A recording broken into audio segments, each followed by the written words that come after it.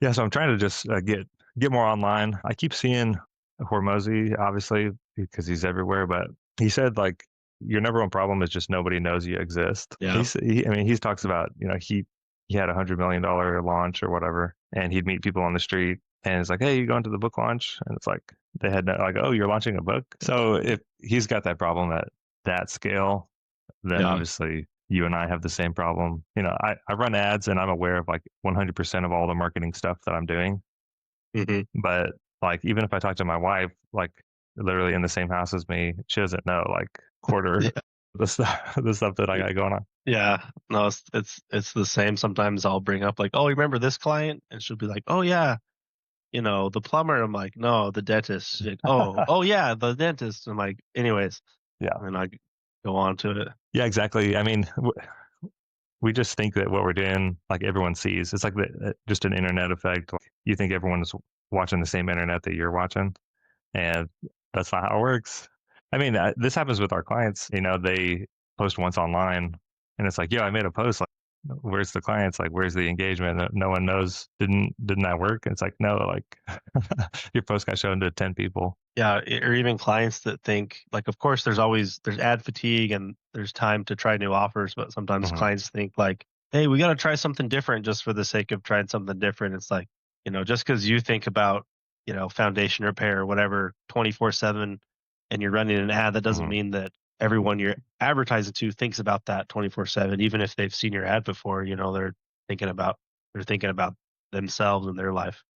Yeah, So absolutely. I think about ad fatigue. I don't know. I feel like it's like a boogeyman. It's like, oh, the ads aren't working. Like, oh, they fatigued. It's like maybe they haven't fatigued your audience enough for them to actually like pull the trigger. Like yeah. they haven't seen you enough. It's good. Like I want them to see my ad 5, 6, 7, 8, 9, 10 times, and they're not just going to see that and buy. And I think like, I see this a lot of times just in the results when I'm running ads. Is you launch an ad and you get like 10 leads like in the next 2 days, and then all of a sudden nobody shows up because it's like Facebook. It's almost yeah, I was sorry, go ahead, finish what you're saying. Sorry, no. Facebook found the people that are going to reply immediately. And now it's showing it to people that are going to need to see it 10 times before they pull the trigger. That still works. Like it worked first. The messaging works. Like people are coming in. You need to give it a little bit of time and a little bit of money for Yeah. that to become familiar enough with you to become a lead or whatever it is. Yeah. Yeah, I think sometimes when you have a new ad that's, like, good, it's like the low-hanging fruit first, right? The people Hmm. that are already like, it's I guess it's like the funnel, like, where they are, like, the people that are already ready to buy or they're already interested, they already know what their problem is. They respond to that ad first, and then everyone else is, like, kind of interested. It's almost like there's a backlog of people that are looking for that service. They see the new ad, they click on it, and then it kinda like, the market kinda resets itself, and then, you're back to getting a lead every so often or whatever. Let me draw a picture because this is something that has been in my head forever. And maybe you can help me like pin it down. Uh-huh. Okay. So this is something I've noticed if I'm running ads for a small client. Let me move all this crap up here. Their audience is like, this big. And we run an ad and, spend whatever money. And pretty soon, like it seems like everyone in this market has seen it. So just like we were talking about, you're going to get a handful of leads coming out the other end. But I have like a regional client. They're in like 5, 10 states.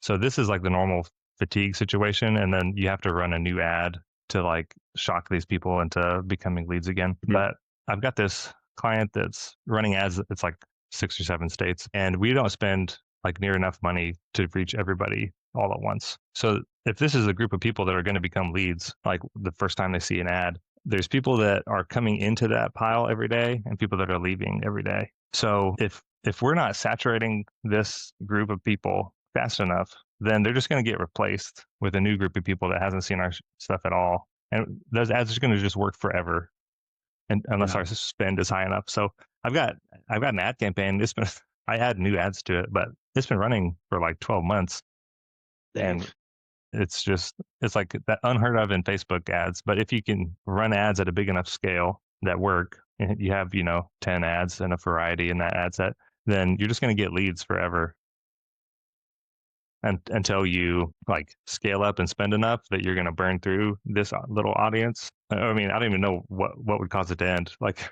there's no end in sight. It's funny how different audiences work like that, and it seems like almost always, unless you go way off with like, hey, you only target women, and then you target men and women, but like open targeting is always better. The bigger the audience is typically, better, right? The more geographical location your client can target, which is Yeah. why I hate when clients have even like, dentists. I have a couple dentists, and one of them is like they're more specialized, I guess, with what they do. And so geographically, we advertise like a huge chunk of the area of the state because it's very, very rural, not very populated.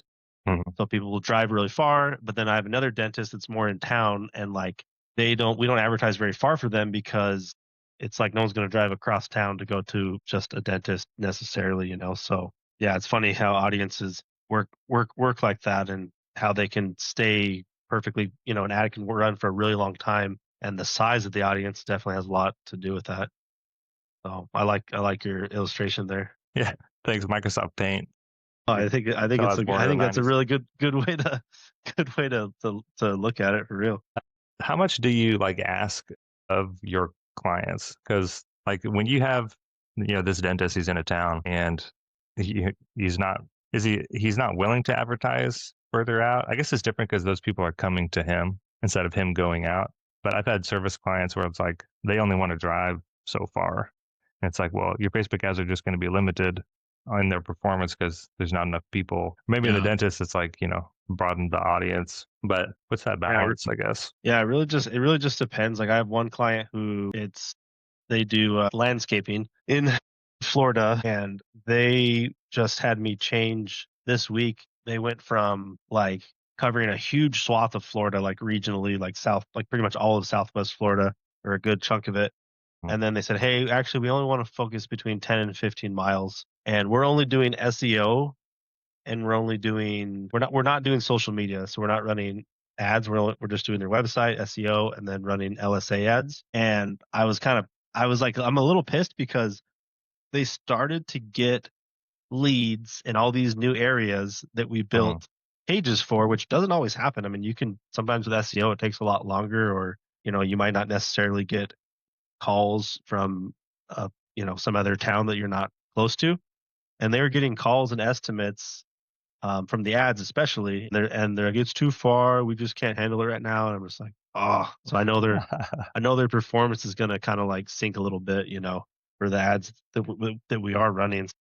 That makes it unfortunate. So what's your strategy on those LSA? Like obviously it's nice for a local business to get calls from people that want to buy their stuff, but trying to balance like the performance of LSA versus the cost has been the biggest challenge for my clients. And now when you say that, is it because they're saying, "Hey, we're getting a better ROI with Facebook or with some other type of marketing they're doing," or they just don't, or they're just not getting any ROI from the LSA ads? That's a great question. The LSA ads, they've always produced a great ROI. So I just got Uh-huh. numbers back from a client for August. So like the last 28 days doing foundation repair in Houston. He spent 4,500, including what he pays me to manage and run them. And he's gotten 45K in repairs and sales, 10X on your 10x ads. ROI. Can't complain. Hard to mess up when the numbers are like that. But at the same time, he called me yesterday and was like, "Hey, like Google charged me $500 3 days ago, and then $500 again yesterday." And it's like Yeah, how big is he? doing 100K a month. Okay, so for a foundation repair business, 100K a month is probably still like the one man show with like his crew of people that Yeah, he yeah, has yeah. help him out, right? Yeah, But and so he's probably like riding a high, kicking ass one week, and then the next week probably like short on payroll. I would assume. I don't know no, with I think numbers that's like it. that. Yeah, I deal with the same exact things, and all I can say is like the clients, and I would say most of my clients are relatively small, revenue wise overall. Um, like I would say most of them are on obviously the really small ones. Like we try to, everyone, as marketers, we try to stay away from them. Like, hey, this is my last $500. I need to Yeah. turn a huge profit with it, like that's just a red flag. But I would say my customers are actually, for the most part, on the mid to lower end of local businesses. And it's really just a mindset. I have, a guy who's a detailer who he's paid me, 750 a month for, I don't know, 2 years now. And for SEO, and like, yeah, it ebbs and flows, and sometimes he's happy, sometimes he's not, but every month he pays it and it's paid off for his business. And some other clients like that are just like one man shows, right? And then I have other clients who maybe they're spending the same amount, or maybe we're doing ads, so they're spending, like your client, like, 3, 4, 5, 6K a month in ads. And and they're like, what about this? How come I'm being charged this? And hey, this didn't turn into a lead, and they just get really frustrated. It's all just, it's cash flow, which we Mhm. can only control so much of their business and their cash flow. But it's about us setting expectations, and it's about the mindset the client has. And I can say for a fact, like, and this just makes sense, but the clients I have that have been with me the longest and that have seen the most success, they're not looking for like just the short term gains. They want as many customers they get. They want to build their brand, and they're trying to improve their business, and not just like how much profit can I make today and this week, and like what corners can I cut. Mhm. They're actually in it for the long term. So those are the two things that I see that really determines success or not, even with our marketing campaigns we do. Yeah, absolutely. I think like a lot of the business owners I talk to, the thing that they think that they want is leads, but what they really want is, I don't know, it's like it's customers, right? But in their mind, like leads lead to customers, and you can just spend your money and go get leads, and that's how you have to do it. Yeah. But what a lot of them don't understand is that your brand will turn people into customers. So it's not just money that you can turn into customers by like buying marketing, buying leads. If you have a reputation, then strangers off the street are going to be able to find you and want to buy your stuff because they've heard about you already. Do you know who Tommy Mello is, or Dan Anatelli? I don't Either think so. they're just two guys. One of them owns a big uh not roofing, it's a garage repair company, but now he's like on social media. He has, he sells books and stuff like that, all that good stuff. And the other guy kind of does the same thing, but he started off by wrapping like trucks and vehicles and stuff for home services, and now he does like full branding, and I think he does digital marketing too. But his thing is, creating a brand. And he talks about all these home services that complain about spending all this money on ads. He's like, hey, if your brand was actually a good brand, if you didn't skimp out on that, then your cost to acquire each customer is going to go, way down. Hmm. It's not just a logo. And I mean, I don't know about you, I don't really get into like the really deep branding stuff with clients typically, but like obviously that matters. And so I like clients that can have that long term mindset when it comes to that. Actually, just bought some training on the way that the framing is trained. The training is framed is like turn one customer into three, but really it's just branding. It's just like getting your name and your reputation out there. And even before branding, like not before, like not in any order, but like, and I'm sure you've seen it with your clients, like follow up is, you know what I mean? Like you can lead a horse to water, you can't make it drink. It's like, yeah, the follow up is obviously a huge part of success with marketing. And that's where it gets into the like, okay, well, how much do we as marketers do for our client? Where does it start and where does it stop? Yeah, the further down you can get from like stranger, lead, appointment of some kind, sale, the better, right? The more valuable. But at some point, you have to make the handoff. And it's like, I'm not running your business, you're running your business. Yeah. So, like, people talk about leads. If you can give them appointments, even better. If you can just close the sales for them, I guess even better. But at that point, it's like, whose business is it? I keep getting all these bro guys. Nobody wants to move forward, right? First it's, Yeah, hey, yeah. there's no leads. Where's the leads? Then it's, Hmm. hey, nobody responds. Hey, these appointments don't turn into, where are you getting these guys? These are all tire kickers. None of them want to spend money. Dude, No, yeah. Really. So here's $130 worth of training that I just bought. So it we put opened my mind. yeah, this is actually a funnel, if you can imagine Okay. that. We put in money here and it's advertising, and then we get money out here and it's sales. And this is how people think about their business. That's it. And so yeah, what that looks like is you get a bunch of leads, and a handful of those turn into appointments, and then like one of those turns into sales. So what you need to do in order to have like, I guess this is really what a brand does is it takes a sale and your reputation, like these people that know about you. So like these people you've interacted with, and it actually just turns them back into more appointments and more sales because they're talking about you. So here's the trick. This is the secret sauce, the high end strategies. Okay, let me get another color. So there's four things that need to happen at the neighborhood level. You need to take advantage of every opportunity that you're out there. You're talking to homeowners. You're doing work. So the way you do that is, so we're going to talk foundation repair. That's the Sure. type of guys I talk to. So you've got an appointment. Your marketing worked. Congrats. You're going to go talk to somebody. You need to get there early and canvas that neighborhood. So get there 15 minutes early, go there the morning before, whatever it is, and you're just going to put door hangers out because these people are going to see you later that day. They're going to see your work. And the other thing about like say roofing or foundation repair is the same people built all those houses. So if they screwed up one foundation is having problems, all the rest of them, there's a good chance. So not only are they going to see you, That's a good point.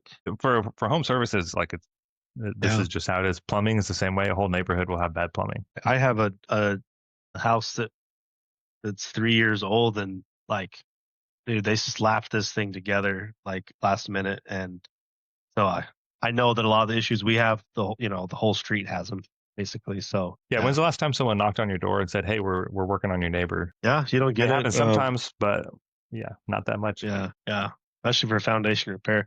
I think I've heard it called like clover leaf or clover leaf, where you have your customer, right, and then you clover leaf out, however many houses down each direction to leave a door hanger. But yeah, that's good.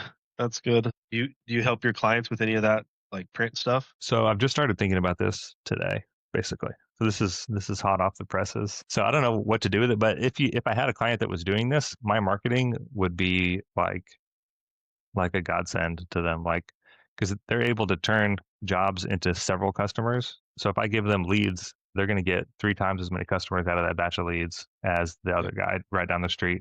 My marketing is exactly the same, but their results are completely different because of what they're doing with those leads. Yeah. What's the follow up? What's the conversion? What's the lifetime value? That's why I really like what you're doing, foundation repair, compared to, like, I have other clients where they're good clients, but I don't necessarily want to, get more people in that industry. And a few of those are, not that I'm going to say no, which is something I want to ask you about, but I have a couple carpet cleaners, both great clients. I have that detailer I told you about was also a great client. They're kind of on the low end of what I'm charging them, but they charge anywhere from like $200 to maybe like $600, right, on the really high end. Mhm. And so if they're paying $100 for that job or $200 for that job, like the overall cost to advertise and get it, there's like, they might not even make any money off of that job. You could potentially even lose money. And so I would rather like have something higher ticket than that, because my services are still going to take the same amount of time and work. Yeah, absolutely. Not only are like you can't charge very much as a marketer who's trying to help out a business, but they're not going to make that much money off of it. Yeah. Even if it works great. Like Yeah. They that's don't, and nobody wants to spend money, especially like if they're really worried about cash flow, right? Nobody wants to spend money and then feel like they're losing money with their marketing. And so that's why, like, you got to look at lifetime value, because if it's a monthly service, right, then no problem, right? You make it up the next month. But for something like, carpet cleaning is just not a good business in that sense, I think, or a harder one. But foundation repair, maybe that same person doesn't call you like the next year for foundation repair. I don't know how often it's like repeated. They're usually pretty mad if they got to do it again. Yeah, they have to call you back. Yeah. But at least it's higher ticket, right? It's a bigger amount of money, so you can make those numbers work ideally. Dude, I didn't realize that we're like matching almost perfectly. Yeah. That's Yeah. terrible. Oh, well, I should have texted you about your wardrobe before we got on here. We're part of the same club or company, I guess. I guess is that a true classic? No, it's I don't have a lot of nice clothes, really. I don't think I have a lot of nice clothes, but this shirt is from have you heard of the brand called Origin? Yeah.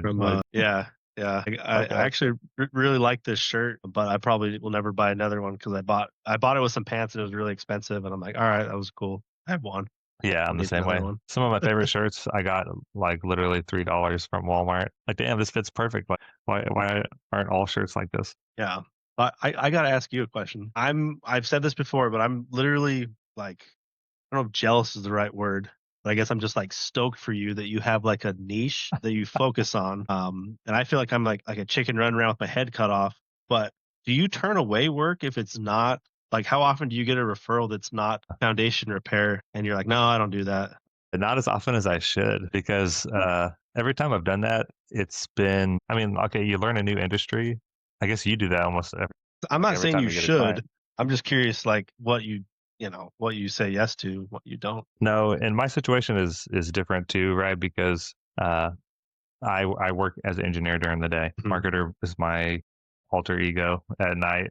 Put on my mask and become a marketer. Yeah. But because of that, like prioritizing just sanity and ease, like high priority. So every time I get a new client that, especially if I want to run ads for them, it's like it's a little bit higher stakes because we're going to spend more money just than what you're paying me to go out to the marketplace with a message and see if that works. And a new Yeah. industry, there's new nuances. There's different messages that what works in one industry may or may not work in the next. And the only way to find out is I'm going to spend 1,000 of your dollars to go see. It's So been you're doing it like almost, and I definitely know that feeling too. Like you don't want to mislead a client if it's not mislead a client, it's not the right way to say it. You don't want to like set expectations yeah, if it's exactly. a brand new industry. Yeah, I can see that. And especially if they got referred to you, like they think that you're the man because their Hmm. friend told them because you're getting good result for their friend. That's why they referred you.